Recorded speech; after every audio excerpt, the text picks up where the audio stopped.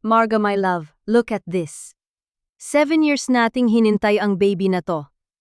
And today, we're not just celebrating our child, but the future of every student in this town.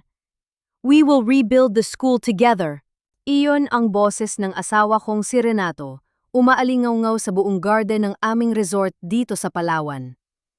Nakatayo siya sa gitna ng entablado, hawak ang isang baso ng champagne habang ang kabilang kamay ay mahigpit na nakahawak sa aking baywang. Ang lahat ng mata ng mga magulang, kapwa ko guro at mga kilalang tao sa aming bayan ay nakatuon sa amin. Ramdam ko ang init ng sikat ng araw, kasing init ng pag-asa naglalayag sa aking dibdib. 7 taon ng pananalangin, 7 taon ng pag-iyak sa harap ng altar, at sa wakas, narito na ang bunga ng aming pagtitiis. Nagpalakpakan ang lahat. Ang bawat ngiti nila ay tila mga bituin na nagbibigay ng liwanag sa madilim na kabanata ng buhay namin matapos ang bagyong sumira sa aming paaralan. Akala ko, ito na ang rurok ng aking kaligayahan bilang isang asawa at bilang isang guro. Ngunit sa isang iglap, ang langit na pinapang-arap ko ay biglang naging abo. Nang ibaba ni Renato ang mikropono, tila nakalimutan niyang naka-on pa ang lapel mic na nakakabit sa kanyang kwelyo. Mula sa malalakas na speaker sa paligid, narinig ko ang isang bulong na tila lason na pumasok sa aking pandinig. Boses iyon ni Andrea, ang aming resort manager na nakatayo lang sa likod ng kurtina. Renato, bilisan mo ang speech. The investors are waiting.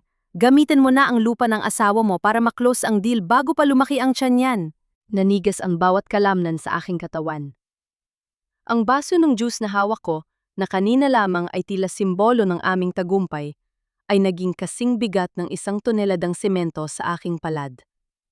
Ang tibok ng puso ko ay naging mabilis at marahas, tila isang tambol na nagbababala ng isang paparating na sakuna. Tiningnan ko si Renato. Ang kanyang mukha ay nananatiling nakangiti sa mga bisita, tila walang anumang nangyari. Ngunit sa aking paningin, ang kanyang anyo ay dahan-dahang nagbabago mula sa pagiging isang mapagmahal na asawa patungo sa isang estrangerang hindi ko nakilala. 7 taon. 7 taon akong naniwala na ang bawat sakripisyo ko sa maliit na eskwelahang iyon ay para sa aming dalawa.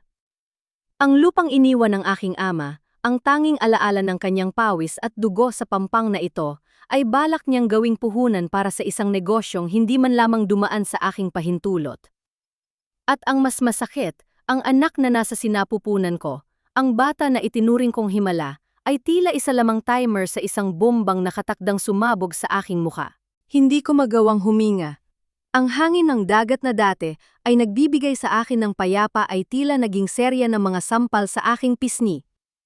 Gusto kong sumigaw, gusto kong itanong kung totoo ba ang narinig ko, ngunit ang aking lalamunan ay tila tinubuan ng mga tinik. Hindi ako makakilos. Ang tanging nagawa ko ay ang hawakan ng aking umbok na tiyan habang ang aking paningin ay nagsisimulang lumabo dahil sa mga luhang pilit kong kinikimkim. Nabalik lamang ang aking diwa nang marinig ko ang yabag ng sapatos na papalapit sa akin. Si Andrea, suot ang kanyang elegant at mamahaling terno, lumakad siya patungo sa gitna ng entablado ng may mapang-ahas na ngiti. Ang kanyang bango, na amoy ng tagumpay at kasakiman, ay sumakal sa aking hininga. Actually, Renato is right. Marga, look at everyone here. They believe in you. Sabi ni Andrea, habang ang kanyang boses ay umaalingaw-ngaw pa rin sa speaker. Pero sa pagkakataong ito ay sadya na niyang ipinaririnig sa lahat. Lumapit siya sa akin at hinawakan ng aking kamay. Isughaplos na tila ba isang ahas na pumupulupot sa aking balat. Lumingon si Doña Estrella, ang aking biyenan, mula sa unang row ng mga upuan. Ang kanyang mga mata ay matatalim at walang bakas ng awa. Tumayo siya at dahan-dahang lumapit sa amin sa entablado. Marga, iha, don't be so emotional. Para sa bata ang gagawin nating ito.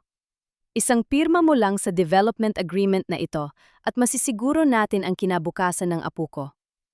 Huwag kang maging makasarili. Bilang isang ina, dapat alam mo kung kailan dapat isakripisyo ang sarili mong damdamin para sa pamilya, madiing sabi ni Doña Estrella. Tumingin ako sa paligid. Ang mga magulang ng aking mga estudyante ay nakatingin sa akin puno ng pag-asa.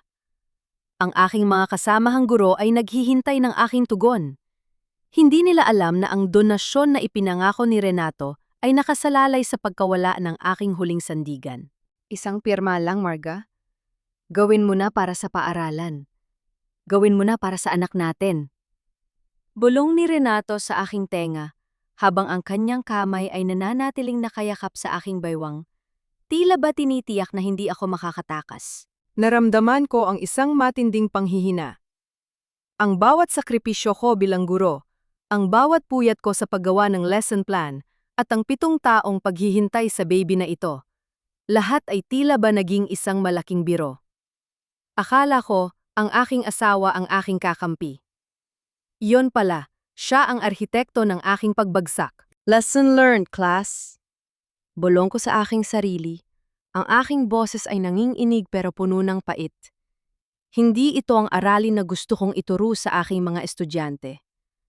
Ngunit sa sandaling ito, ang tanging natutunan ko ay ang katotohanang ang pag-ibig, kapag hinaluan ng kasakiman, ay mas mapanira pa sa pinakamalakas na bagyo. Dahan-dahang kinuha ni Andrea ang isang panulat mula sa kanyang bulsa at inabot ito sa akin. Marga, for the sake of the school, sign this now. Huwag mo nang pahirapan ang sarili mo. Basically, this is what's best for your baby. Tiningnan ko ang panulat. Tiningnan ko ang papel na nakahain sa harap ko. Ramdam ko ang titig ng lahat. Ang pressure na tila ba isang pader na dahan-dahang gumuguho sa aking ibabaw. Ang aking kamay ay dahan-dahang umabot sa panulat. Nanginginig ang aking mga daliri. Sa isang biglaang kilos na hindi nila inasahan, imbes na pumirma, ay marahas kong itinulak ang mesa sa harap ko. Ang tunog ng pagbagsak ng mga baso at pagtapon ng mga dokumento sa sahig ay tila ba isang hudyat ng pagsisimula ng aking sariling bagyo. Hindi ako nagsalita. Tinalikuran ko sila at naglakad palabas ng entablado sa gitna ng matinding katahimikan ng mga bisita. Habang naglalakad ako palayo, narinig ko ang sigaw ni Renato at ang galit na boses ni Doña Estrella. Ngunit hindi ako lumingon. Sa bawat hakbang ko sa buhanginan, ramdam ko ang bigat ng aking tiyan at ang hapdi ng aking puso. Hindi pa tapos ang laban na ito. Ang lupang ito ay akin, at ang danggal na ito ay hindi ko ibibigay sa isang lalaking handang ibenta ang kaluluwa ng kanyang pamilya para sa pera. Paglabas ko ng bahay kinaumagahan, tila nagbago ang simoy ng hangin sa aming barangay. Wala na ang mga masiglang bati ng mga kapitbahay na dati ay tinitingala ako bilang Ma'am Marga. Sa halip, ang bumungad sa akin ay ang mga bulungan na sadyang pinaririnig sa aking pandinig. Sayang, guru pa naman, pero pera-pera lang pala ang gusto, rinig kong sabi ni Aling Nena, ang may-ari ng tapat naming sari-sari store, habang kunyari ay nagwawalis ng bakuran. Kaya pala ayaw ibigay ang lupa. Kasi balak atang suluhin ang pondo ng eskwelahan. Ginamit pa ang pagbubuntis para kumuha ng awa. Sagot naman ng isa pang magulang ng estudyante ko. Nanigas ako sa aking kinatatayuan. Ang bawat salita nila ay parang mga maliliit na karayo na tumutusok sa aking balat. Ang hiya, ang dignidad na iningatan ko sa loob ng maraming taon bilang guro, ay tila ba naging isang maruming basahan na ngayon ay tinatapak-tapakan ng lahat. Hindi ko pa manararating ang gate ng aming maliit na paaralan. Hinarang nga ako ng isang grupo ng mga magulang. Sa gitna nila, nakita ko si Andrea. Nakasuot siya ng isang simpleng puting blusa, mukhang malungkot at tila ba siya ang biktima. Ma'am Marga, bakit niyo po ginawa yon? Sigaw ni Mang Berting, ang driver ng jeepney. Naghintay kami ng tulon para sa mga anak namin, pero dahil sa pride nyo, naudlot ang donasyon ng resort. Mang Berting, hindi nyo po naiintindihan. Ang lupang yun ay hindi para sa resort. Yun ay... Actually, Marga, we already explained it to them. Putol ni Andrea. Humakbang siya palapit sa akin, ang kanyang mga mata ay nagdaninging sa tagumpay sa likod ng kanyang mapagpanggap na lungkot. Sinabi ko na sa kanila na baka pagod ka lang kaya ka nag-hysterical kagabi. But they deserve to know the truth. Basically, You're holding the school's future hostage because you want a higher price for your land. Sinungaling ka, Andrea! Sigaw ko, pero ang boses ko ay nanginginig. Sa isang iglap, pinaligiran ako ng mga magulang. May mga matatalim na tingin, may mga dinuduro ako. Sa init ng araw sa Palawan, naramdaman ko ang pagtulo ng aking pawis at ang biglang panunuyo ng aking lalamunan. Biglang huminto ang isang itim na SUV sa tapat namin. Bumaba si Renato. Lumakad siya patungo sa akin at hinarangan ng mga tao, tila ba pinoprotektahan ako. Pero alam ko ang laro niya. Tama na! Huwag niyong saktan ang asawa ko! Sigaw ni Renato. Tumingin siya sa akin ng may halong pait. Marga, tignan mo ang ginagawa mo. You're ruining yourself. You're ruining our child's name. Hinila niya ako palayo sa mga tao at isinakay sa loob ng sasakyan. Pagkasara ng pinto, nawala ang hero mascara niya. Ang kanyang mukha ay naging kasing tigas ng bato. Nakikita mo ba yan? That's what happens when you cross me. Malamig niyang sabi habang mabilis na nagmamaneho patungo sa resort. The whole town thinks you're a thief, Marga. Isang tawag ko lang sa DepEd, mawawalan ka ng lisensya. Imagine, an unemployed, scandalous mother. Do you think you can give our baby a future with that? Bakit mo to ginagawa, Renato? 7 taon tayong naghintay. Gagamitin mo ba talaga ang anak natin para lang sa ambisyon mo? Iyak ko habang nakahawak sa aking tiyan. Tumawa siya, isang tawang puno ng pait. Ambisyon? It's survival, Marga. This resort is my legacy. At ang lupang yan? Iyan ang kulang para maging world-class tayo. Now listen to me. Mag-file ka ng leave of absence sa school. Stay at home. Leave the public image to me and Andrea. And in exchange, I will fix the scandal. I will tell them it was just pregnancy hormones. At ang lupa? Tanong ko. You will transfer it to the resort's name. It's the only way to prove to the investors and the community na hindi ka gahaman. Basically, it's land or your dignity, Marga. Choose wisely. Pagdating namin sa resort, sinalubong kami ni Doña Estrella sa lobby. Hindi niya ako tinignan ng may awa. Nilapitan niya ako at hinawakan ng aking panga. Inangat ang aking muka para tignan siya. Huwag mong dungisan ang apelidong Del Pilar, Marga. Kung hindi mo kayang maging matalinong asawa, matuto kang maging masunuring manugang. We already started moving your things to the staff quarters sa likod. Hindi ka pwedeng makita rito sa main villa habang mainit pa ang issue. It's for your safety, sabi ni Doña Estrella. Staff quarters? Itatapon nila ako sa likod na parang isang kagamitang kailangang itago? Naramdaman ko ang malakas na sipa ng aking anak sa loob ng aking sinapupunan. Tila ba sinasabi nito na wag akong sumuko? Tumingin ako kay Renato na ngayon ay abala na sa pakikipag-usap sa telpon o at kay Andrea na nakamasid sa malayo habang may hawak na baso ng juice. I won't sign, bulong ko. What did you say? Lumingon si Renato. Naniningkit ang mga mata. Sabi ko, hindi ako pipirma. Kailangang dumaan ako sa putik para malinis ang pangalan ng paaralan at ng anak ko, gagawin ko. Lesson learned, Renato. Ang taong walang itinatago, walang dapat ikahiya. Tumalikod ako at naglakad palabas ng resort, bit-bit ang aking maliit na bag. Hindi ko alam kung saan ako pupunta, pero alam ko ang isang bagay. Ang digmaang ito ay hindi na lang tungkol sa lupa. Ito ay tungkol sa katotohanang pilit nilang ibinabaon sa ilalim ng kanilang mga mararangyang villa. Nang marating ko ang kalsada, nakatanggap ako ng isang text message mula sa isang hindi kilalang numero.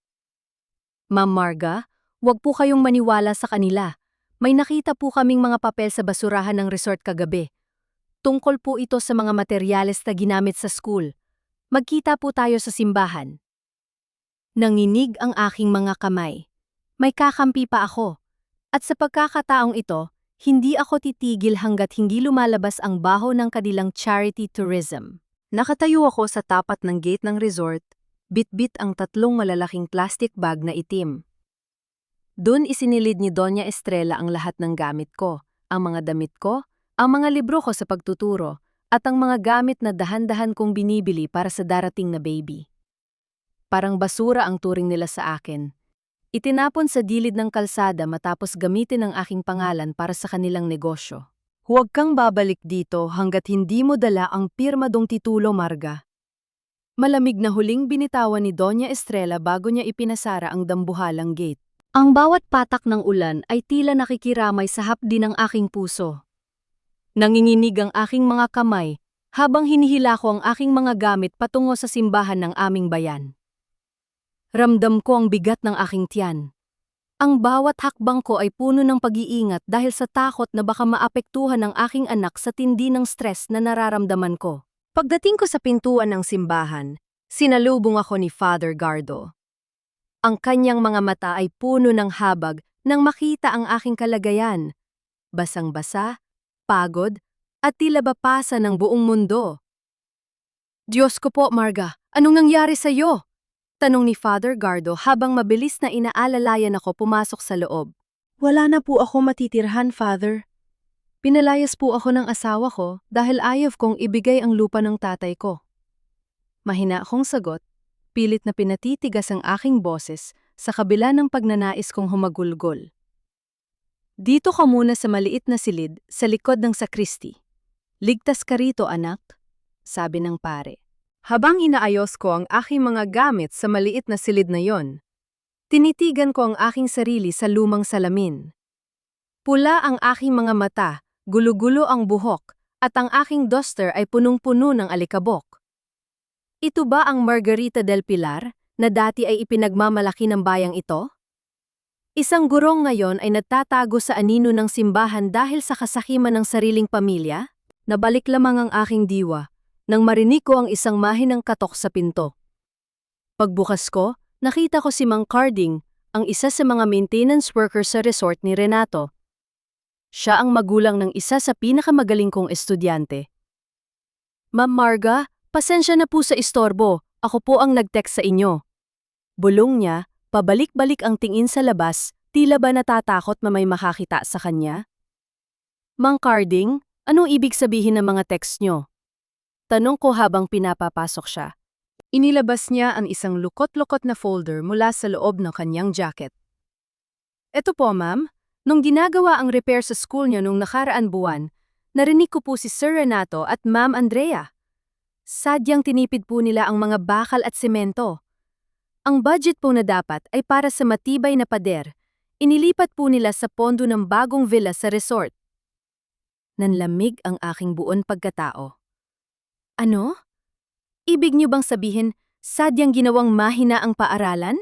Opo, ma'am. May mga resibo po rito na nagpapatunay na substandard ang mga materyales na binili.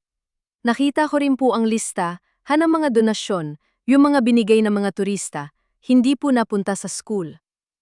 Pinambili po iyon ng mga mamahaling kagamitan ni Ma'am Andrea, dagdag ni Mang Carding. Binuksan ko ang folder.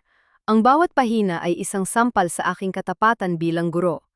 Habang ang aking mga estudyante ay nanganganib ang buhay sa loob ng mahinang silid-aralan, ang asawa ko at ang manager niya ay nagpapakasasa sa nakaw na pera. Ginamit nila ang trahedya ng paaralan para lamang sa sarili nilang bulsa. Lesson learned, Marga. Bulong ko sa aking sarili, habang ang mga luhang kanina ko pa pinipigilan ay kusa ng dumaloy. Ngunit sa pagkakataong ito, hindi ito luha ng kahinaan. Ito ay luha ng matinding galit. Hindi pa ako nakakabawi sa gulat nang biglang bumukas ang pinto ng sakristi. Pumasok si Doña Estrella kasama ang 2 security guard ng resort. Ang kanyang mukha ay puno ng pag-iirita habang tinitingnan ang maliit na silid kung nasaan ako. Marja, anong brama na ito? You're living in a church?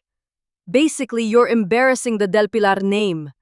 Sumama ka sa amin ngayon din. Renato is waiting.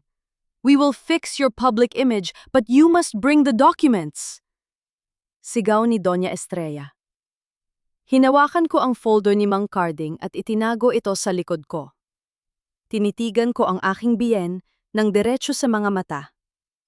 Wala na ang takot na nararamdaman ko kanina. Hindi na ako babalik sa inyo, Doña Estrella. Ang apelyidong Del Pilar ay hindi kailanman naging marumi hanggat hindi niyo ito hinawakan. Madiin kong sabi. Anong sabi mo? Guard, get her! Dalhin niyo siya sa sasakyan! Utos ni Doña Estrella. Ngunit bago pa makahakbang ang mga guard, tumayo sa harap ko si Mang Carding at si Father Gardo. Ang simbahan, na tila ba isang tahimik na saksi sa aming pag-uusap, ay biglang nagkaroon ng bigat ng katarungan. Huwag niyo siyang hahawakan sa loob ng bahay ng Diyos. Sigaw ni Father Gardo. Napatingin si Doña Estrella sa labas, kung saan nagsisimula na mag-umpukan ang mga taong barangay na nakakita sa pagsugod nila. Sa isang iglap, napalitan ang kanyang tapang ng pangamba. Alam niyang kapag nagkaroon ng gulo sa loob ng simbahan, mas lalong masisira ang imahe ng kanilang resort. Fine! Stay here and rot, Marga! But remember, basically, you have nothing now. Let's see how long your pride will feed you and your baby. Huling bulyaw ni Doña Estrella bago siya pabalas na lumabas. Naiwan akong nanginginig, napaupo sa gilid ng higaan. Niyakap ko ang aking tiyan ng mahigpit. Alam ko na bukas, hindi na lang land title ang ipaglalaban ko. Ang bawat bata sa paaralang yon ay nakasalalay sa katotohanang hawak ko na ngayon. Ang laban ay hindi na lang sa loob ng tahanan. Ang laban ay para sa katarungan ng buong komunidad. Ang bawat umaga sa loob ng simbahan ay nagsisimula sa amoy ng sampagita at ang malamig na simoy ng hangin mula sa dagat. Binuksan ko ang isang pansa, mantalang silid-aralan sa ilalim ng malaking puno ng nara sa bakuran ng parokya. Walang mga pisara, walang maayos na upuan, at tanging mga lumang karton lang ang nagsisilbing sapin ng aking mga estudyante. Pero sa kabila ng lahat, nakita ko ang pananabik sa mga mata ng mga bata. Hindi nila alintana ang ingay ng palengke sa kabilang kanto o ang katotohanang ang kanilang guro ay kasalukuyang walang tahanan. Class, listen. Kahit wala tayo sa loob ng paaralan, ang karunungan ay hindi kailanman nakakulong sa apat na sulok ng silid. Panimula ko, pilit na pinatitigas ang aking boses habang hinahaplos ang aking 7 buwang tiyan. Ramdam ko ang bawat sipa ng aking anak, tila ba sumasang-ayon siya sa bawat salitang binibitawan ko. Habang abala ang mga bata sa pagsusulat, lumapit sa akin ang isa sa aking mga pinakamahusay na estudyante, si Nonoy. Hawak niya ang isang makulay na flyer na mukhang mamahalin ng papel. Ma'am Marga, tignan niyo po, kamukhang-kamukha po ito ng drawing ko noong nakaraang linggo tungkol sa ating dagat. Inosenteng sabi ni Nonoy habang ipinapakita ang flyer. Kinuha ko ang papel at doon ay parang tumigil ang pag-ikot ng aking mundo. Ang flyer ay para sa Emerald Palawan Resort, a charity haven. Sa harap nito, nakalandakan ang isang magandang guhit ng dagat at mga bangka, isang sining na kilala ko dahil ako mismo ang nagbigay ng kulay sa mga gilid nito sa aming art class. Sa ibaba ng drawing, nakasulat sa malalaking letra, "Help us build a future. Every booking funds the rehabilitation of our local schools." Nanlamig ang aking mga kamay. Binuklat ko ang flyer at nakita ko ang mga larawan ng aking mga estudyante habang naglilinis sa dalampasigan noong nakaraang buwan. Ginamit nila ang mga bata bilang mukha ng kanilang charity tourism nang walang pahintulot mula sa akin o sa mga magulang. Basically, ginawa nilang mga display ang mga bata para makaakit ng mga mayamang turista, habang ang pondo na dapat ay para sa paaralan ay tuluyan ng naglaho. Nonoy, nasaan mo nakuha to? Tanong ko, sinisikap na huwag manginig ang aking boses. Sa resort po, ma'am. Pinamimigay po ni Ma'am Andrea sa mga turista kanina. Sabi niya po, sikat na raw po ang drawing ko. Nakangiting sagot ng bata, hindi alam ang katotohanang nakatago sa likod ng flyer na yon. Marga, may problema tayo. Biglang lumapit si Father Gardo, dala ang isang dyaryo. Inilapag niya ito sa harap ko. Nakalagay sa headline, "Teacher or Thief? Funds for school repair missing. Alleged irresponsible educator under investigation." Ang artikulo ay punong-puno ng kasinungalingan. Sinabi roon na tumakas ako sa paaralan, bit-bit ang mga donasyon mula sa mga investor ng resort. May mga quote pa raw mula sa ating principal na nagsasabing unstable ang aking pag-iisip dahil sa pagbubuntis. Amel ko na ang sulat na ito ay galing sa PR team ni Andrea at Renato. Lesson learned, class. Bulong ko muli sa aking sarili. Sa pagkakataong ito, hindi lang semento at bakal ang ninakaw nila. Ninakaw din nila ang inosensya ng mga batang ito at ang danggal ng aking propesyon. Ma'am Marga, ayaw na po akong papuntahin ni nanay dito bukas. Mahinhin na sabi ng isang batang babae na si Lani. Sabi po niya, baka raw po masama kayong tao. Naramdaman ko ang isang matalim na kirot sa aking dibdib. Ang tiwala ng mga magulang, ang pundasyon ng aking buhay sa bayang ito, ay unti-unti nang winawasak ng aking asawa. Napatingin ako sa malayo, sa direksyon ng resort kung saan nakatayo ang mga mararang yang villa. Doon, sa loob ng gusaling iyon, ay may mga taong nadiriwang habang ako ay unti-unting nilulunod sa kahihiyan. Ngunit hindi ako susuko. Kinuha ko ang flyer ni Nonoy at ang folder ni Mang Carding. Isang plano ang nagsimulang mabuo sa aking isipan. Kung gagamitin nila ang sining ng mga bata para sa kasakiman, gagamitin ko naman ang bawat hibla ng katotohanan para ilantad sila. Nabalik lamang ang aking diwa nang marinig ko ang busina ng isang itim na sasakyan sa harap ng gate ng simbahan. Bumaba si Andrea, suot ang kanyang sunglasses at isang mapang-aping ngiti. Naglakad siya patungo sa aming pansa, mantalang silid-aralan, tila ba naglalakad sa isang runway. Marga dear, look at you. Basically, you look like a beggar teaching other beggars. Tumawa si Andrea nang mahinhin, isang tawang parang kuko na kumakalmot sa aking puso. I'm here to give you a last chance. Pirmahan mo na ang land transfer at lilinisin ko ang pangalan mo sa news. Kapag hindi, sisiguraduhin kung pati ang lisensya mo magiging abo. Tumingin ako sa paligid, sa mga batang nakamasid sa amin. Tumingin ako kay Andrea, sa babaeng akala niya ay hawak niya ang tadhana ko. Andrea, ang lisensya ko ay isang pirasong papel lang. Pero ang katotohanang ninanakawan niyo ang mga batang ito. Yan ang hinding-hindi niyo mabibili. Matatag kong sagot. We'll see about that, Marga. Basically, power always wins over truth. Good luck with your little kindergarten under the tree. Huling hirit ni Andrea bago siya tumalikod. Habang papalayo ang kanyang sasakyan, naramdaman ko ang isang mahigpit na hawak sa aking kamay. Sinunoy yon. May iniabot siyang isa pang papel, isang lukot-lukot na notebook na may tatak ng resort. Ma'am, nahulog po ito ni Ma'am Andrea kanina. Sabi po ni tatay, secret diary daw po iyon ng mga gastusin sa resort. Bulong ni Nonoy. Binuksan ko ang notebook. At ang tumambad sa akin ay isang listahan ng mga transaksyon na hinding-hindi nila maitatago. Ang bawat pahina ay selyado ng kanilang sariling kasalanan. Marga, please, understand the situation. Hindi lang ito tungkol sa iyo. Tungkol ito sa kinabukasan ng buong paaralan. Iyon ang mga salitang bumungad sa akin mula kay Principal Ramos nang magkita kami sa isang maliit at liblib na cottage sa dulo ng barangay. Akala ko, ang pagtawag niya sa akin para makipagkita ay ang sagot sa aking mga dalangin.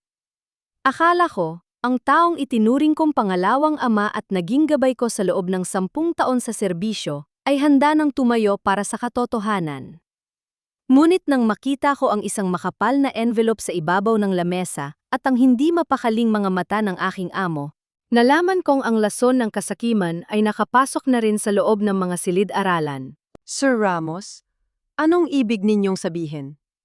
Tanong ko, habang dahan-dahang inilalapag ang aking bag. Naramdaman ko ang panunuyo ng aking lalamunan. Ang mga materyales na ginamit sa school ay substandard. Ang pondo ay ninakaw. Paano magiging para sa kinabukasan ng paaralan ang pananahimik ko?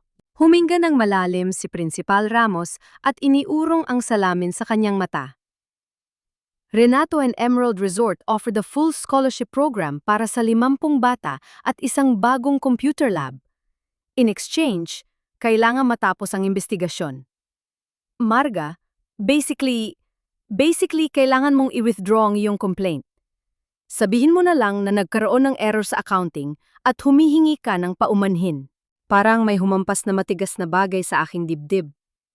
Ang bawat salita niya ay parang isang matalim na kutsil, yun na humihiwa sa aking danggal. Ang taong nagturo sa akin na ang integridad ay ang pinakamahalagang aral na maibibigay sa bata, na yan ay siya ring nagbebenta nito sa halaga ng ilang computer at scholarship. Actually, sir, I'm disappointed.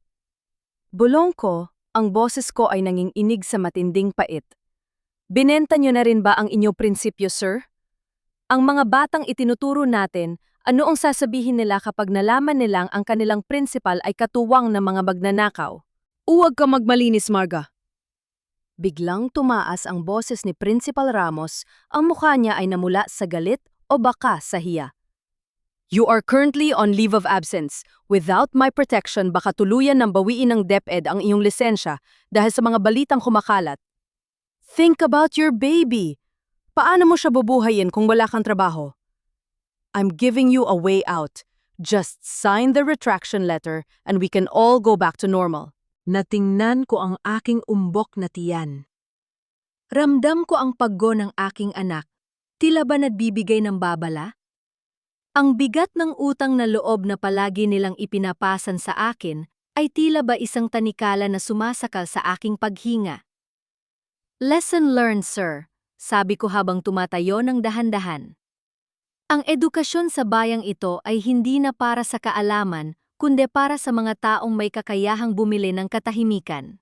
Lumabas ako ng cottage nang hindi nililingon ang retraction letter. Pagdating ko sa loob ng simbahan, napaupo ako sa isang lumang bangko. Ang katahimikan ng banal na lugar ay tila ba yumayakap sa aking pagkawasak. Inilabas ko ang notebook ni Andrea mula sa aking bag, ang notebook na ibinigay ni Nonoy.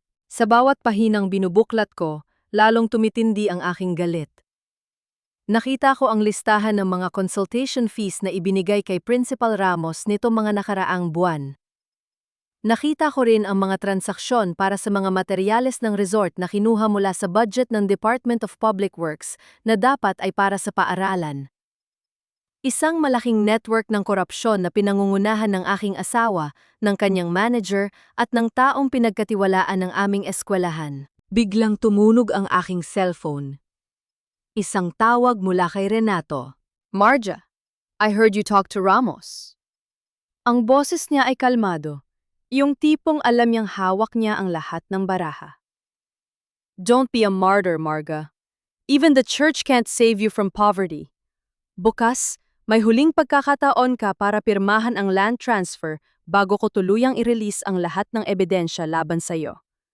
Basically, the choice is yours. Stay in that dirty room sa sacristy or come back to the villa as the queen of Emerald Resort. Renato, hinding-hindi ako babalik sa isang bahay na gawa sa kasinungalingan. Sagot ko ng may diin. Then goodbye to your career, Marga, and goodbye to your land. Bukas ang deadline. Bahala ka na sa buhay mo. Huling sabi ni Renato bago niya ibinaba ang tawag. Nanginginig ang aking mga kamay habang nakahawak sa cellphone. Pakiramdam ko ay nasa gilid na ako ng bangin at anumang oras ay mahuhulog na ako. Nuwit, sa gitna ng aking takot, napansin ko ang isang bagay sa notebook ni Andrea.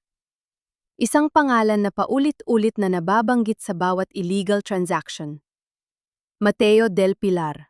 Napatigil ang aking paghinga. Mateo Del Pilar. Iyon ang pangalan ng aking tatay. Pero patay na ang tatay ko 5 taon na ang nakakalipas. Bakit ginagamit nila ang pangalan ng tatay ko sa mga transaksyong ito ngayon? Isang matinding kilabot ang gumapang sa aking balat. Ang pagnanakaw nila ay hindi lang pala sa pondo ng paaralan. Ninanakaw din nila ang katahuan ng aking ama para mapagtakpan ang kanilang dumi. Ang gabi sa loob ng sacristy ay tila mas malamig kaysa sa simoy ng dagat sa labas. Nakatitig ako sa pangalan ni tatay sa notebook ni Andrea. Mateo Del Pilar. Ang bawat letra ay parang isang multong bumabangon mula sa hukay upang isumbong ang kataksilan ng taong pinagkatiwalaan ko. Hindi ko mapigilan ang pang-ininig ng aking mga kamay. Alam ni Renato kung gaano ko kamahal ang alaala ni tatay. Pero ginamit niya ang pangalang yon bilang panakip sa kanyang mga nakaw na yaman. Nay, huwag po kayong iiyak. Sabi ni tatay, bawal daw po kayong ma-stress. Bulong ni Nonoy, ang bata na tila naging maliit na anghel na nagbabantay sa akin. Ngumiti ako ng pait at hinaplos ang kanyang ulo. Salamat, Nonoy. Lesson learned. Minsan, ang mga taong akala mo ay bubuo sa'yo, sila rin ang wawasak sa lahat ng mahahalaga sa'yo. Habang binubuklat ko pa ang mga huling pahina ng notebook, may isang nakatuping papel na nalaglag. Isang Certificate of Incorporation para sa isang kumpanyang tinatawag na Little Angel Holdings. Akala ko ay isa lamang itong investment fund para sa aming anak, gaya ng ipinangako ni Renato noong nalaman naming buntis ako. Ngunit, nang makita ko ang listahan ng mga incorporators, tila ba tumigil ang pintig ng puso ko? Ang bayman ng kumpanya? Isang bata na hindi pa isinisilang. Ang pangalang nakasulat sa dokumento bilang majority shareholder at president ay ang pangalang pinili namin dalawa ni Renato para sa aming anak. Renato del Pilar Jr. Napahawak ako sa aking tiyan. Isang matinding kaba ang gumapang sa aking buong pagkatao. Hindi lang si tatay ang ninakawan nila. Ninanakawan din nila ang anak ko bago pa man ito makahinga sa mundong ito. Ginamit ni Renato ang pangalan ng aming sanggol para magtayo ng isang shell company kung saan idinadaan ang lahat ng kickback mula sa substandard na semento ng paaralan at sa peking charity funds ng resort. Basically, ginagawa nilang kriminal ang anak ko sa loob pa lang ng aking sinapupunan. Renato, hayop ka! Halos pasigaw kong bulong sa gitna ng katahimikan ng simbahan. Ang galit na nararamdaman ko ay hindi na para sa lupa. Hindi na para sa aking lisensya bilang guro. Ito ay galit ng isang inang nakitang ginagawang kasangkapan ng kanyang anak para sa kasakiman. Nabalik lamang ang aking diwa nang makarinig ako ng mabibigat na yabag sa labas ng sakristi. Mabilis kong itinago ang notebook sa ilalim ng aking unan. Bumukas ang pinto at pumasok si Renato. Wala siyang kasamang guards, pero ang kanyang muka ay puno ng matinding pagmamadali at pait. Marga, we need to talk. Actually, I'm not here to argue, sabi ni Renato habang lumalapit sa akin. The investors are coming tomorrow for the groundbreaking of the new villas. Kailangan ko ang pirma mo sa land transfer tonight. If you sign this, I will stop Andrea from sending the scandal reports to the district office. Basically, you can keep your job, and we can be a family again. Tinitigan ko si Renato. Ang lalaking minahal ko sa loob ng 7 taon ay tila ba naging isang halimaw na may suot na maskara ng aking asawa. A family, Renato? Isang pamilyang nakatayo sa nakaw na pera? Tanong ko, pilit na pinatitigas ang aking boses sa kabila ng pananakit ng aking tiyan. Nakita ko ang Little Angel Holdings, Renato. Gagamitin mo ba talaga ang pangalan ng anak mo para sa dumi mo? Napatigil si Renato. Ang kanyang mga mata ay nanliit at ang kanyang panga ay nagtagis. Actually, Marga, you shouldn't have looked into that. That's for his future. Sa tingin mo ba ay mabubuhay ang batang yan sa sahod mo bilang guro? Basically, I'm securing his life. Hinuhukay mo ang kanyang danggal bago pa siya isilang. Sigaw ko. Sa tindi ng aking emosyon, naramdaman ko ang isang matalim na kirot sa aking puson. Napaupo ako sa kama, hawak ang aking tiyan. Marga. Ano nangyayari? Bakas ang bahagyang kaba sa boses ni Renato, pero hindi siya lumapit para hawakan ako. Ang una niyang tinignan ay ang folder na dala niya. Umalis ka rito, Renato! Sigaw ko sa gitna ng hapdi. Umalis ka! I'm leaving, Marga. But remember, tomorrow at 10 a.m. is the ceremony. Kapag wala ka roon dala ang titulo, goodbye to your life in Palawan. Basically, consider yourself and that baby as nothing.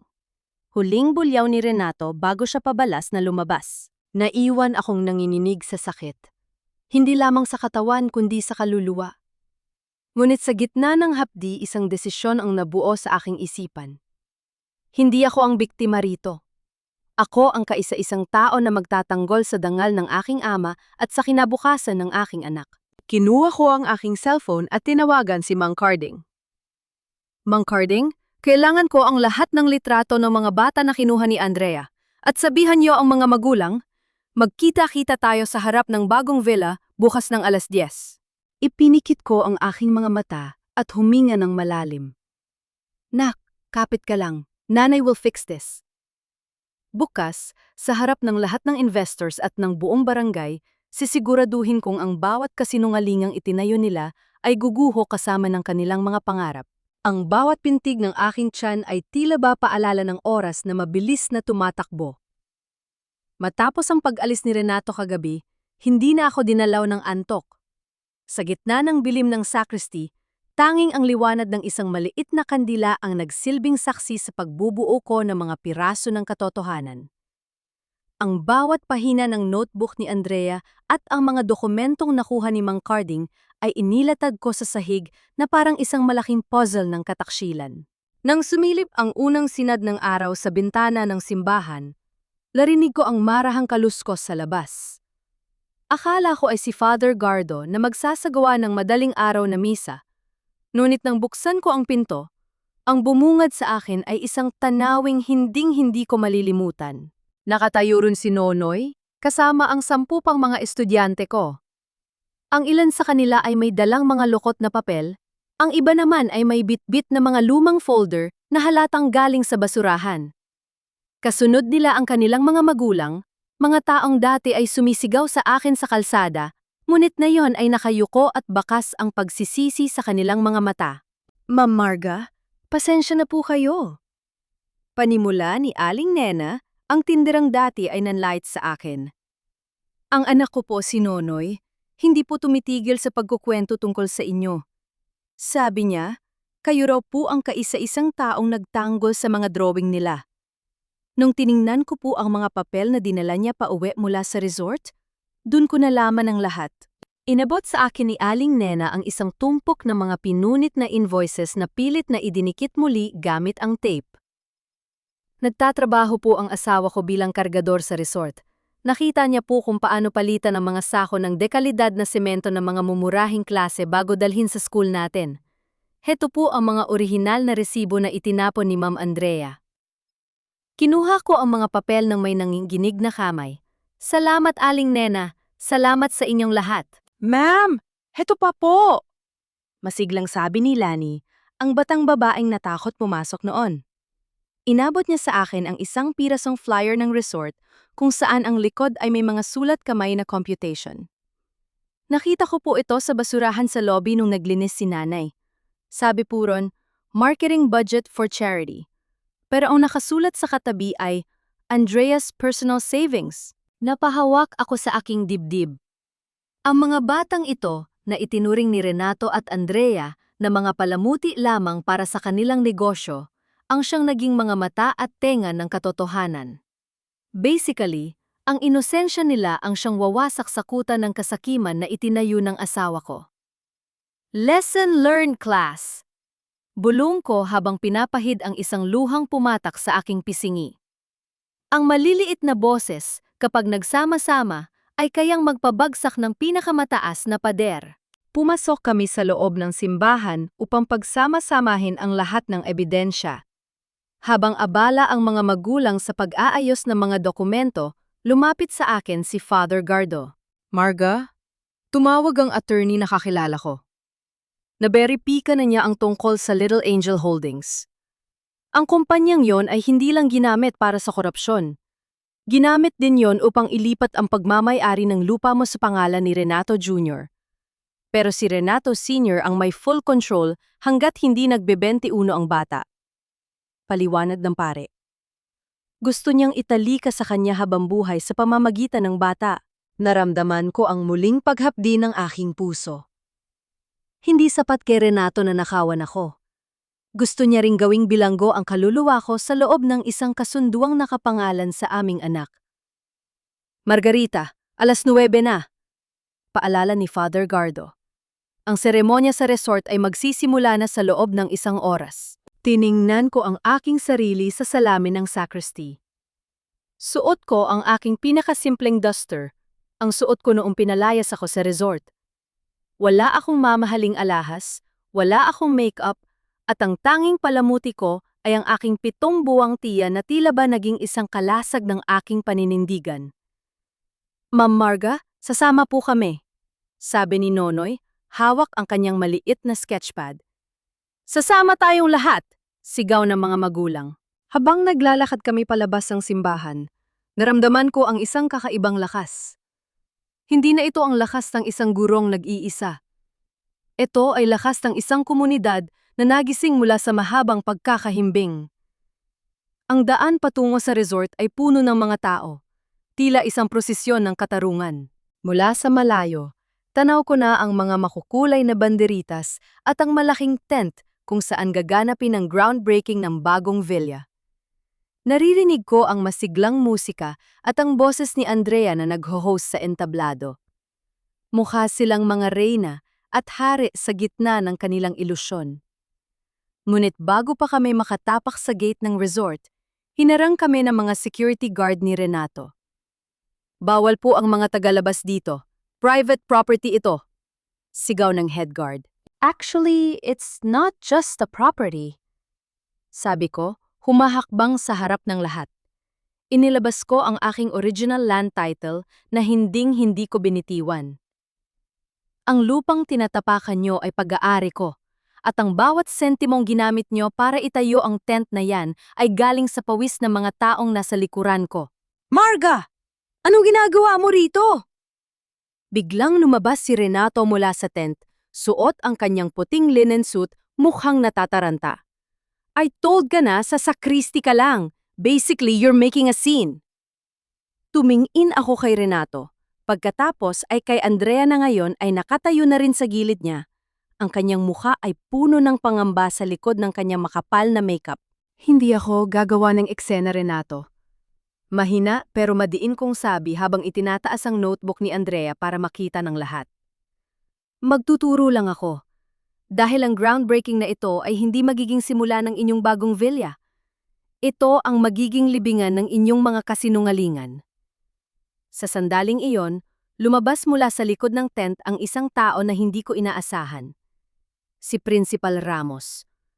Hawak niya ang isang pirasong papel na tila ba isang confession letter. Marga, patawarin mo ako. Sabi ni Principal Ramos, ang kanyang boses ay nanginginig. Hindi ko na kayang sikmurain ng dumi. Heto ang listahan ng lahat ng prang ibinigay sa akin ni Andrea para manahimik. Natahimik ang lahat. Ang musika ay biglang huminto. Ang hangin ng dagat ay tila tumigil sa pag-ihip. Ang entablado ay handa na para sa huling paghuhukom. Nakatayo si Andrea sa gitna ng entablado. Ang kanyang suot na pulang bestida ay tila ba naging isang babala ng panganib sa ilalim ng matinding sikat ng araw. Sa likod niya, ang dambuhalang tarp ng Emerald Resort ay dahan-dahang humahampas sa hangin. Nang makita niya ako kasama ang mga magulang at si Principal Ramos, nawala ang kanyang poise. Ang baso ng champagne na hawak niya ay bahagyang nayanig, sapat na upang makita ng lahat ang kanyang pang-ininig. Actually, I don't know what this drama is about. Tili ni Andrea, pilit na pinatataas ang kanyang boses upang malunod ang bulungan ng mga investors. Security! Bakit niyo hinahayaang pumasok ang mga taong ito? Basically, this is a private event. Marga, you are a disgraced teacher. Umalis ka na rito bago ko patawagin ng pulis. Hindi ako natinag. Bawat hakbang ko patungo sa entablado ay may kasamang bigat ng 7 taon kong pananahimik at pagtitiis. Ang bawat sipa ng anak ko sa aking sinapupunan ay tila ba nagbibigay sa akin ng lakas na hindi ko akalaing mayroon ako. Andrea, ang pulis ay paparating na, pero hindi para sa akin. Mahina kong sabi, sapat na upang marinig ng mga taong nasa harapan. Inilabas ko ang notebook na ibinigay ni Nonoy at itinaas ito. Basically, ito ang listahan ng lahat ng pondong ninakaw mo mula sa paaralan. Ang semento na dapat ay para sa silid-aralan ng mga bata, inilipat mo rito sa resort para sa sarili mong komisyon. At ang mga drawing ng mga bata? Ginamit mo sila para manghingi ng pera sa mga turista. Pero kahit isang lapis ay wala silang natanggap mula sa iyo. Lies! Pure lies! Sigaw ni Andrea. Lumingon siya kay Renato, naghahanap ng kakampi. Renato, do something! Sabihin mo sa kanila na baliw ang asawa mo. Lumapit si Renato, Ang kanyang mukha ay punong-puno ng pawis. Marga, stop this now. Maawa ka sa bata. Actually, basically, we can settle this in private. Huwag mo kaming ipahiya sa harap ng mga investors. Hiya, Renato? Iyon lang ba ang mahalaga sa'yo? Tanong ko sa kanya ng may halong pait. Nahiya ka ba noong ginamit mo ang pangalan ng anak mo para maglaban ng nakaw na pera? Nahiya ka ba noong itinapon mo ako sa bodega habang nagpapakasasa ka rito? Natahimik ang mga investors.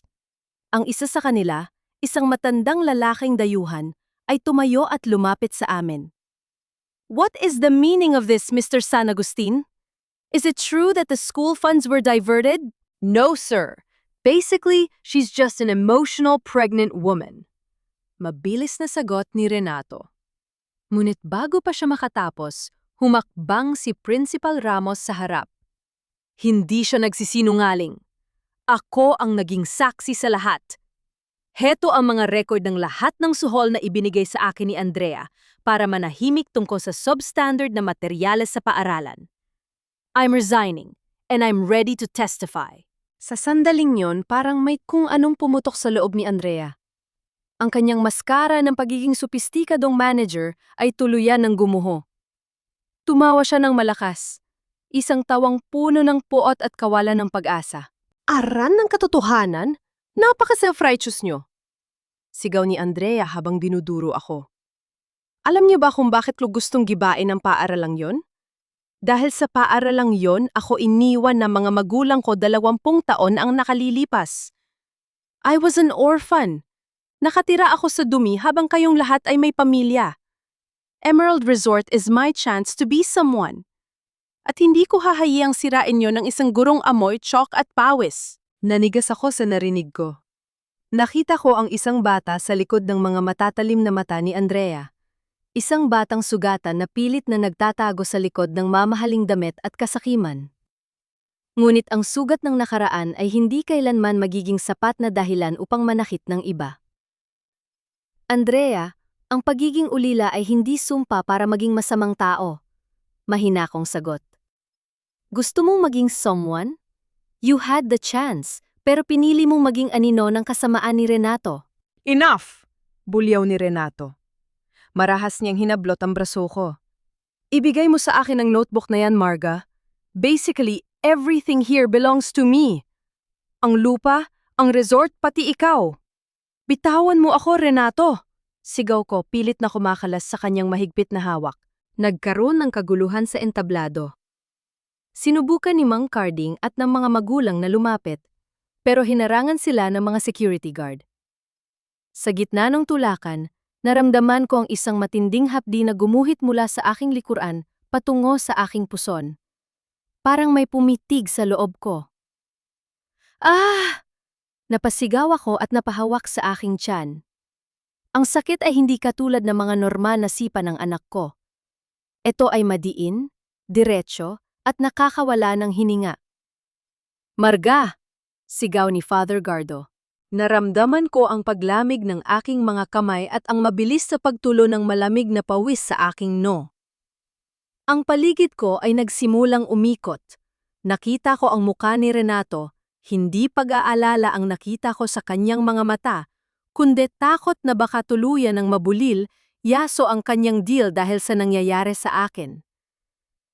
Actually, dadalhin ka lang namin sa loob. Sabi ni Renato, pilit na hinihila ako palayo sa mga investors. Don't make a scene, Marga. Renato, ang anak mo? Bulong ko, habang unti-unti akong nawawalan ng lakas. Naramdaman ko ang basa sa aking mga binti. Ang panubigan ko. Sa gitna ng kaguluhan at sigawan ng mga tao, ang huling nakita ko bago magdilim ang aking paningin ay ang mukha ni Andrea na nakatitig sa arken. May halong gulat at isang hindi maipaliwanag na takot. Ang bawat pangarap ko, ang bawat laban ko, ay tila ba nakasalalay na ngayon sa isang manipis na sinulid. Dinala ko ni na Father Gardo at ng mga magulang patungo sa sasakyan, habang si Renato ay pilit pa ring nakikipagtalo sa mga investors, pilit na isinasalba ang negosyong gumuho na bago pa man maitayo. Lesson learned, Marga. Ang huling bulong ko sa aking sarili bago ako tuluyang lamunin ng dilim. Ang katarungan ay laging may kasamang sakripisyo. Ang amoy ng alak at disinfectant sa loob ng puting silid ng ospital ay tila ba sumasakal sa aking bawat hininga? Nakahiga ako sa matigas na kama. Ang aking katawan ay nanginginig hindi lamang dahil sa lamig ng aircon, kundi dahil sa matinding takot na nararamdaman ko para sa aking anak. Ang bawat tunog ng monitor na nagbabantay sa tibok ng puso ng baby ay tila ba isang mabilis na pagbilang ng mga segundo ng aking buhay. Hinga ng malalim, Ma'am Marga. Huwag po kayong magpanik. Sabi ng nurse habang inaayos ang swero sa aking kamay. Paano ako hindi magpapanik? 7 buwan pa lang ang bata sa sinapupunan ko. Masyado pang maaga. Masyado pang delikado.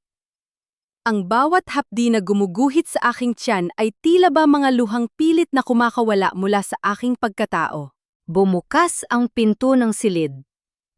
Akala ko ay si Father Gardo o si Aling Nena na sumama sa akin sa ambulansya. Ngunit ang bumumad sa akin ay si Renato. Hindi siya mukhang nag-aalalang asawa. Ang kanyang buhok ay gulo-gulo.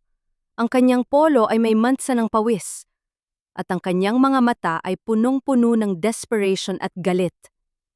Kasunod niya si Doña Estrella, na kahit sa loob ng ospital ay hindi nakakalimot na dalhin ang kanyang mapagmataas na aura. Marga, we have no time. Actually, the investors are leaving Palawan in 2 hours. Basically, kailangan mo ng pirmahan ito ngayon din. Sigaw ni Renato, habang inilalapag ang land transfer documents sa ibabaw ng aking mga binti na kasaluku yang nakatakip ng puting kumot.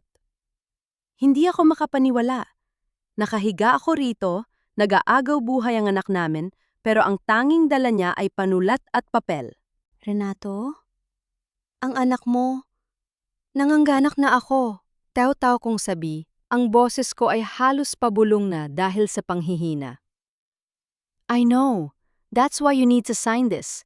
Kapag hindi mo ito pinirmahan, mawawalan ako ng pondo para bayaran ang pinakamagaling na doktor dito, bulyaw ni Renato. Lumapit siya sa akin at marahas na hinawakan ng aking balikat.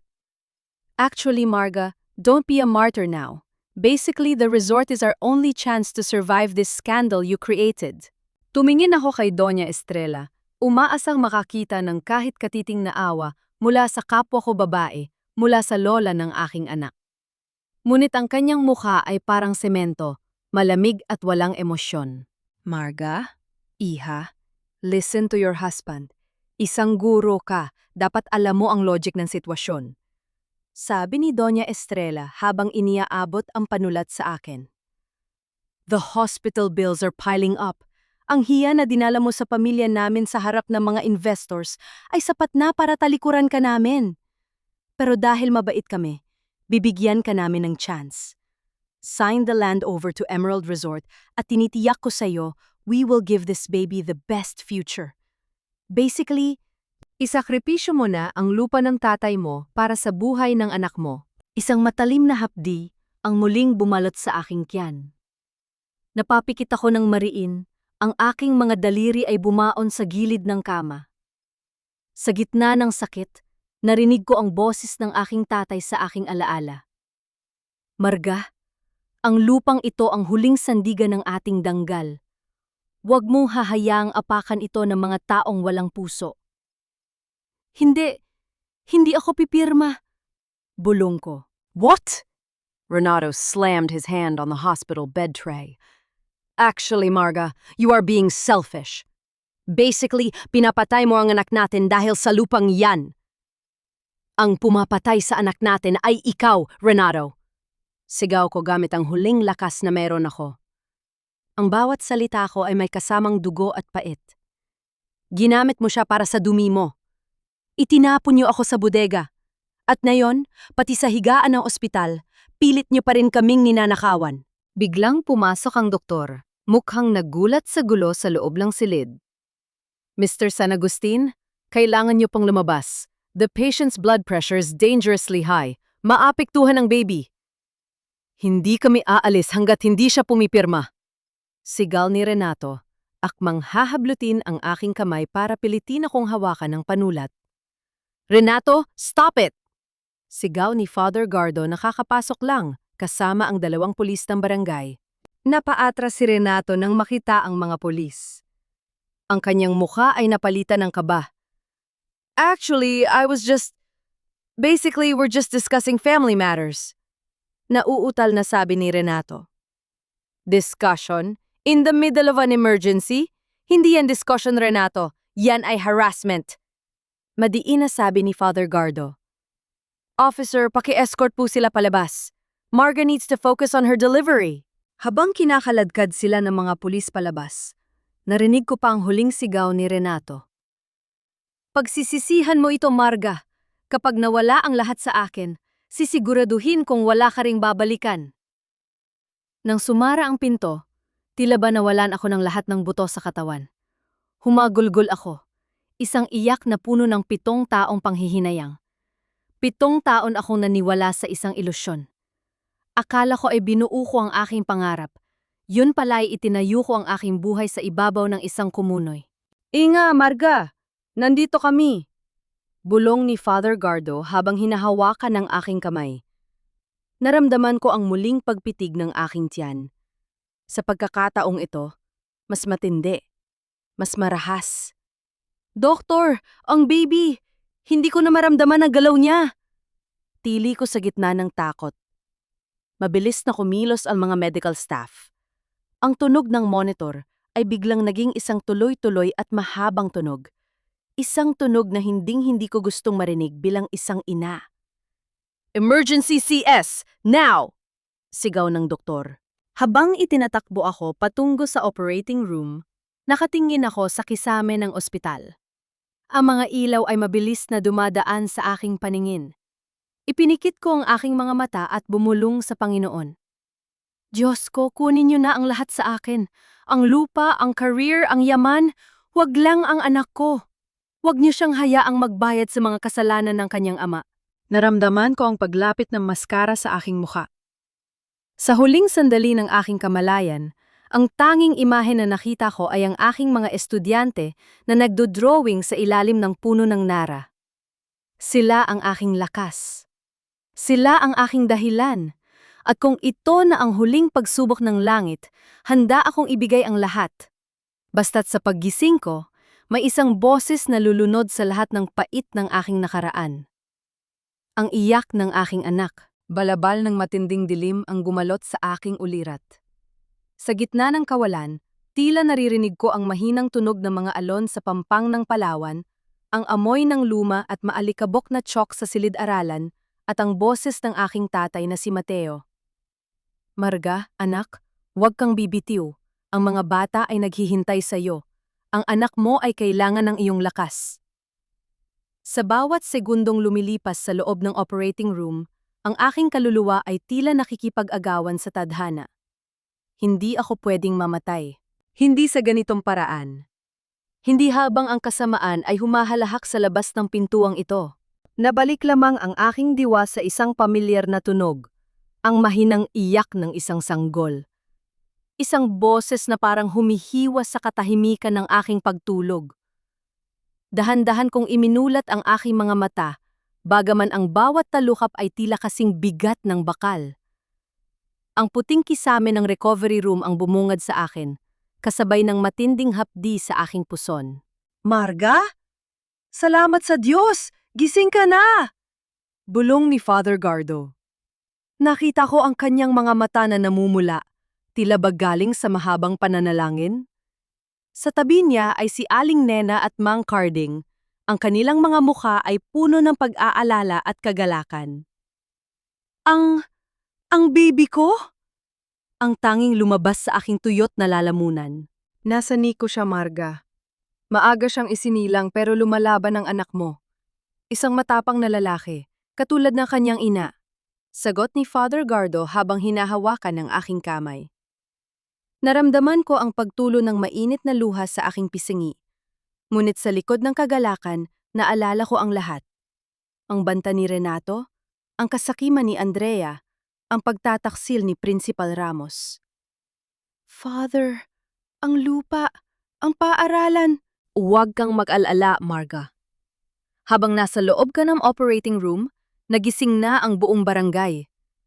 Ang mga magulang na dati ay nagdududa sa'yo, Sila na ngayon ang tumatayo para sa katotohanan, madiing sabi ni Mang Carding. Principal Ramos confessed everything to the media sa labas ng ospital kanina. He couldn't take the guilt anymore nang makita niyang itinakbo ka rito. Sa labas ng aking silid, ramdam ko ang tensyong namumuo. Hindi nagtagal, narinig ko ang pamilyar na boses ni Renato mula sa koridor, nakikipagtalo sa mga security guard at sa mga pulis. Actually, basically, I have the right to see my wife and my son. You can't bar me from this room! Sigaw ni Renato. Ang kanyang boses ay puno ng desperation, hindi dahil sa pagmamahal, kundi dahil alam niyang ang bawat minutong lumilipas ay ang pagguho ng kanyang imperyo. Bumukas ang pinto at pilit na pumasok si Renato, kasunod si Doña Estrella. Ngunit sa pagkakataong ito, hindi sila sinalubong ng takot. Ang mga magulang ng aking mga estudyante na nasa loob ng silid ay humarang sa kanilang daanan. "Huwag kayong lalapit kay Ma'am Marga," sigaw ni Aling Nena. "Wala na kayong ya. Muntik nyo na silang mapatay dahil sa kasakiman nyo." "Get out of the way! Basically, you are all just squatters here," bulyaw ni Doña Estrella, pilit na itinataboy ang mga tao. Tiningnan ko si Renato mula sa aking higaan. Ang lalaking dati ay tinitingala ko bilang pundasyo ng aming tahanan ay mukhang isang gusot na basahan. "Renato, tapos na," mahina kong sabi, pero ang bawat salita ko ay umalingaw-ngaw sa buong silid. "Marga, please, listen to me. Actually, Andrea took all the funds. She's trying to escape to Manila with the investors' money. Basically, I was framed." Pagmamakaawa ni Renato, lumuhod siya sa gilid ng aking kama, pilit na inaabot ang aking kamay. Nandidiri kong hinila ang aking kamay. Lesson learned, Renato? Ang taong laging naghahanap ng mapagbibintangan ay ang taong hindi kailanman natuto ng pananagutan. Ginamit mo ang pangalan ng tatay ko. Ginamit mo ang pangalan ng anak mo at ngayon, pati ang sarili mong asawa. Gagawin mong biktima? Biglang pumasok si Mang Carding, hawak ang isang tablet. "Sir Renato, wag na po kayong magpanggap. Nakuha na ng mga awtoridad si Andrea sa port kanina. Hawak na nila ang notebook at ang lahat ng records ng bank transfers nyo sa Little Angel Holdings. Basically, the investors have filed a syndicated estafa case laban sa inyong dalawa." Nanigas si Renato. Ang kanyang mukha ay naging kasing puti ng pader ng ospital. Doon ko nakita ang tunay na anyo ng isang talunan. Isang lalaking nawala ng lahat dahil sa pag-aakalang ang lahat ng bagay ay may presyo. "Doña Estrella?" Baling ko sa aking biyenan. "Actually, I felt sorry for you. You thought your mana and your resort were more valuable kaysa sa buhay ng apo mo. Ngayon, wala na ang Emerald Resort. Bukas ang balita sa buong Palawan ay tungkol sa pamilyang pumatay sa kinabukasan ng mga bata para sa isang marangyang villa." "Walang hiya ka, Marga!" tili ni Doña Estrella. Ngunit ang kanyang mga mata ay puno na ng takot. "Officer, paki-escort na po sila palabas," utos ni Father Gardo. "The patient needs rest, and the authorities are waiting for them at the station." Habang kinakaladkad sila ng mga pulis, pinanood ko ang pagbagsak ng mga taong nagpahirap sa akin sa loob ng 7 taon. Walang saya sa aking puso. Tanging isang malalim na pakiramdam ng katarungan. Ang bagyong sumira sa aming paaralan ay natapos na, at ang baha na dinala ni Renato ay unti-unti na ring humuhupa. Nang tumahimik ang silid, lumapit sa akin si Nonoy. Hawak niya ang isang maliit na guhit. Larawan ito ng isang malaking puno na may mga bata sa ilalim, at sa gitna ay isang gurong may suot na nursing cap habang may kargang sanggol. "Ma'am Marga, ito po ang welcome gift namin para kay Baby Junior," nakangiting sabi ni Nonoy. Niyakap ko ang drawing sa aking dibdib. Ang sakit sa aking katawan ay tila naglaho. Alam ko na ang pagbangon ay hindi magiging madali. Marami pang dapat ayusin sa paaralan at marami pang dapat gamutin sa aking puso. Ngunit sa unang pagkakataon sa loob ng 7 taon, nararamdaman ko ang tunay na kalayaan. Ang lupang iniwan ni tatay ay mananatiling amin. Ang paaralan ay muling itatayo. hindi sa pamamagitan ng substandard na semento, kundi sa pamamagitan ng katapatan ng isang komunidad. At ang anak ko, ang aking munting Mateo, ay lalaki sa isang mundong alam ang halaga ng danggal kaysa sa yaman. Lesson learned, class! Bulong ko habang nakatingin sa labas ng bintana kung saan sumisikat na ang araw sa dagat ng Palawan. Ang katotohanan, gaano man ito ibaon, ay palaging may paraan para sumibol. Ipinikit ko ang aking mga mata at sa wakas. Nakatulog ako ng mahimbing. Alam na sa aking paggising, hindi na ako ang gurong inapi, kundi ang inang nagwagi. Sa unang pagkakataon matapos ang operasyon, pinayagan ako ng mga doktor na makita ang aking anak sa NICU. Habang itinutulak ni Father Gardo ang aking wheelchair sa mahabang pasilyo ng ospital, ang bawat ikot ng gulong ay tila ba naglalapit sa akin sa katuparan ng lahat ng aking ipinaglaban. Ang amoy ng gamot ay hindi na nakakasuffocate. Ito ay naging amoy ng pag-asa. Nang tumigil kami sa harap ng malaking salamin, nakita ko siya. Napakaliit niya, nababalot ng mga tubo at wire, pero ang kanyang mga kamay ay mahigpit na nakakuyom, isang munting mandirikma. Si Mateo. Bulong ko. Ang boses ko ay nanginginig sa labis na pagmamahal. Ang pangalan niya ay Mateo, Father. Regalo ng Diyos. Hindi siya Renato Jr. dahil hindi siya magdadala ng pangaalang puno ng kasinungalingan. Napakagandang bata, Marga. At napakatapang gaya mo. Sagot ni Father Gardo. Ngunit ang katahimikan ng aming sandali ay naputol nang dumating si Ate Santos, ang legal counsel na tumulong sa amin. May dala siyang mga dokumento na magtatakda ng huling hatol sa laban na ito. Ma'am Marga, actually, tapos na ang initial investigation. Isadora and Renato are officially charged with syndicated estafa and falsification of public documents. Inamin na rin ni Andrea ang lahat ng malamang tinalikuran siya ni Renato sa pulisya, paliwanag ng abogado. The investors are willing to cooperate. Basically, gusto nilang bawiin ang project pero may mungkahi ako. Humarap ako sa kanya, ang aking isip ay naging matalas na parang panulat sa pisara. I don't want the project cancelled, attorney. I want it redirected. Ang pondo na ninakaw nila mula sa paaralan ay kailangang ibalik ng may interes. At ang resort? Hindi ko ito ipapasara para sa higanti. I want them to sign a settlement na 20% ng kita ng Emerald Resort ay mapupunta sa isang independent educational trust fund para sa mga bata ng Palawan, habang buhay. That is a bold move, Marga. Basically, you're making them pay for the education of the community they try to rob. Bilib na sabi ni Ate Santos. Lesson learned, attorney. Ang katarungan ay hindi lang pagpapakulong sa masama. Ito ay ang pagtiyak na ang dumi ng nakaraan ay magiging pataba para sa kinabukasan. Madiin kong sabi. Kinabukasan bago i-transfer sina Renato at Andrea sa provincial jail, humiling si Renato na makausap ako. Pinagbigyan ko siya.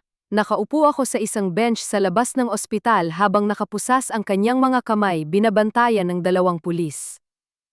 Wala na ang kanyang puting linen suit, suot na niya ang orange na t-shirt ng bilanggo.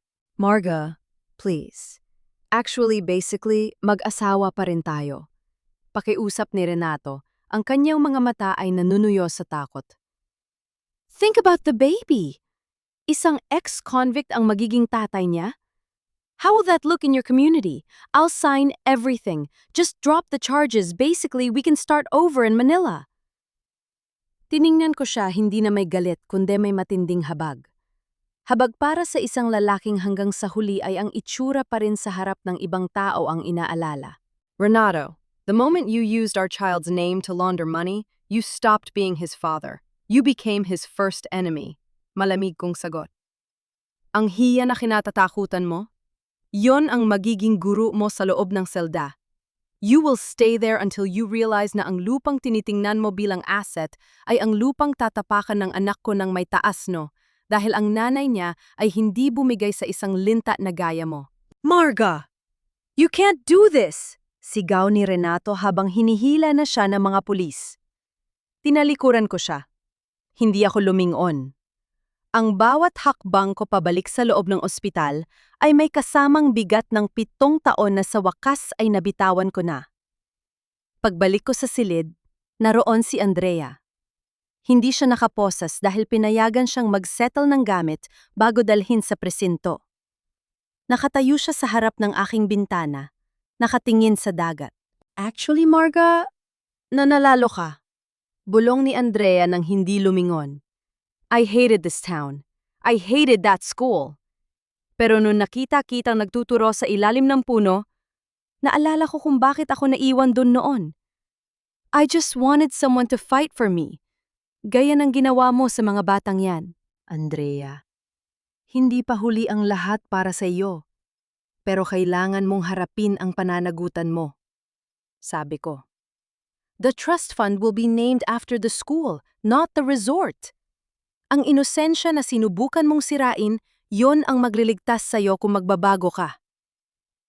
Tumango si Andrea, isang maliit at tapat na pag-amin ng pagkatalo. Isang linggo ang lumipas, at sa wakas ay nailabas na si Mateo mula sa NICU. Hawak ko siya sa aking mga bisig habang nakaupo ako sa balkona ng maliit na cottage sa gilid ng simbahan.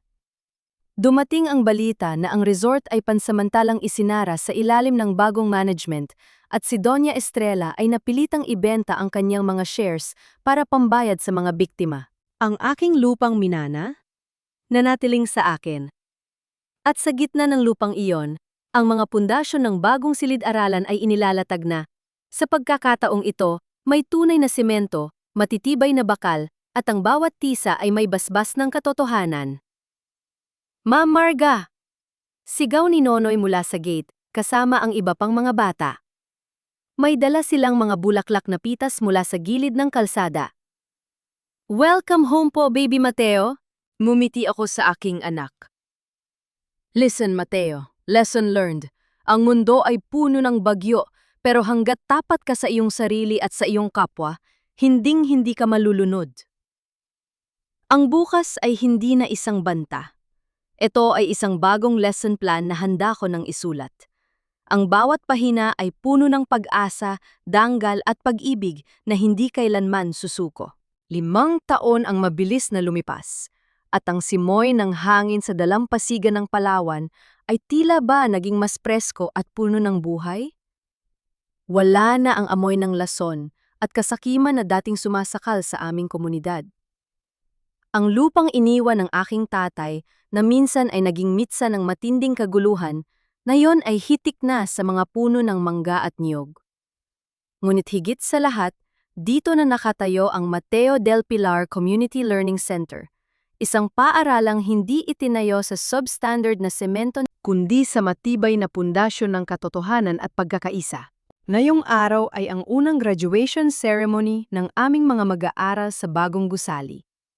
Nakasuot ako ng aking simpleng puting terno, ang aking buhok ay maayos na nakapusod. Habang tinitingnan ko ang mga batang nakasuot ng kanilang munting toga, hindi ko mapigilang mapaluha. Hindi ito luha ng sakit, kundi luha ng pasasalamat. Nanay, look! I helped Nonoy Kuya with the decorations! Masayang sigaw ng isang maliit na batang lalaki na tumatakbo patungo sa akin. Si Mateo. 5 taong gulang na siya, masigla, matalino, at may mga matang nagniningning sa katapatan. Siya ang buhay na patunay na ang pinakamagandang donasyon na maibibigay natin sa ating mga anak ay hindi yaman, kundi isang malinis na pangalan. Ang galing naman ng baby ko. Sabi ko habang hinahalikan siya sa no. Tandaan mo, Mateo, ang bawat disenyo na ginagawa natin ay dapat palaging tapat sa kung ano ang nasa puso natin. Lumapit sa akin si Nonoy, na ngayon ay nasa high school na at isa sa mga scholar ng trust fund na itinatag namin mula sa kita ng resort. Ma'am Marga, handa na po ang lahat. Father Gardo is waiting na po sa stage. Mumiti ako at tumango. Bago kami umakyat sa entablado, napansin ko ang isang pamilyar na figura sa malayo, sa labas ng gate ng paaralan. Isang lalaking may bitbit na bag, mukhang pagod at tila ba pasa ng bigat ng mundo. Si Renato. Kakalabas lang niya ng bilangguan noong nakaraang buwan. Tinitingnan niya ang paaralan mula sa malayo, hindi nangahas na lumapit. Wala na ang kanyang mapagmataas na aura. Wala na ang kanyang mga teknikal na salita para pagtakpan ang kanyang dumi. Nakita ko ang kanyang pagtango sa akin, isang tahimik na pagkilala sa kanyang pagkatalo at sa aking tagumpay. Hindi ko siya tinawag. Hindi ko siya kinawayan. Ang aming kwento ay tapos na sa loob ng korte at sa loob ng aking puso. Ang tanging ugnayan na lang namin ay ang batang hawak ko ngayon at tinitiyak ko na si Mateo ay lalaki sa ilalim ng aking gabay. Malayo sa anino ng kanyang ambisyon. Nabalitaan ko rin na si Doña Estrella ay naninirahan na sa isang maliit na apartment sa Manila, malayo sa karangyaan ng resort na dati niyang ipinagmamalaki. Si Andrea naman ay nananatili pa rin sa correctional facility, nagbabayad sa kanyang mga pagkakamali. Ang katarungan, gaano man ito katagal, ay palaging nakakahanap ng daan. Actually, Ma'am Marga, we are very proud of you. Sabi ni Principal Ramos habang inaabutan ako ng programa. Nagbalik siya sa serbisyo bilang isang volunteer teacher matapos niyang pagbayaran ang kanyang mga naging pagkakamali. Basically, you taught us the most important lesson of all, na ang danggal ay hinding-hindi maibebenta. Umakyat ako sa entablado at hinarap ang buong barangay. Nakita ko ang mga magulang na dati ay tumalikod sa akin, ngayon ay pumapalakpak ng may totoong respeto. Nakita ko ang dagat na naging saksi sa aking bawat pagluha at pagbangon. Class, listen. Panimula ko, ang boses ko ay matatag at puno ng pag-asa. Ang buhay ay hindi nasusukat sa taas ng mga pader ng resort o sa dami ng investors. Ang tunay na tagumpay ay ang kakayahang tumayo ng matuwid sa harap ng salamin, alam na ang lupang tinatapakan mo ay bunga ng iyong katapatan.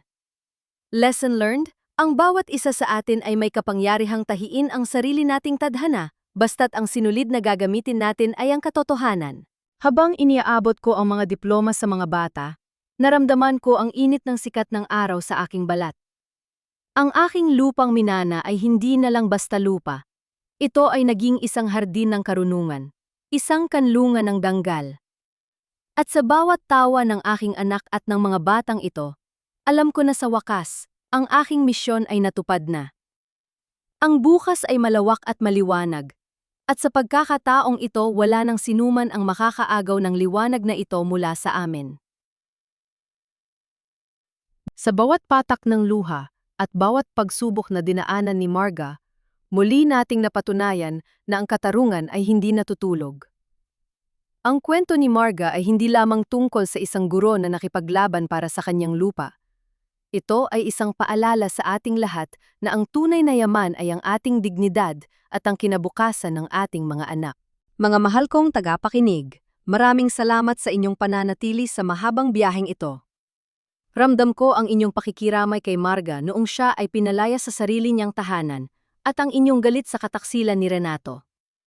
Aminin ko, habang isinusulat ko ang eksena sa ospital kung saan pilit na pinapapirma si Marga, naramdaman ko rin ang hapdi sa aking dibdib. Ang kwentong ito ay kinuha sa mga karanasan ng maraming kababaihan na tahimik na lumalaban para sa kanilang danggal sa iba't ibang panig ng ating bansa. Sa inyong palagay, tama ba ang naging desisyon ni Marga na wag nang hayaang makalapit si Renato sa kanyang anak sa kabila ng paghihingi nito ng tawad sa malayo?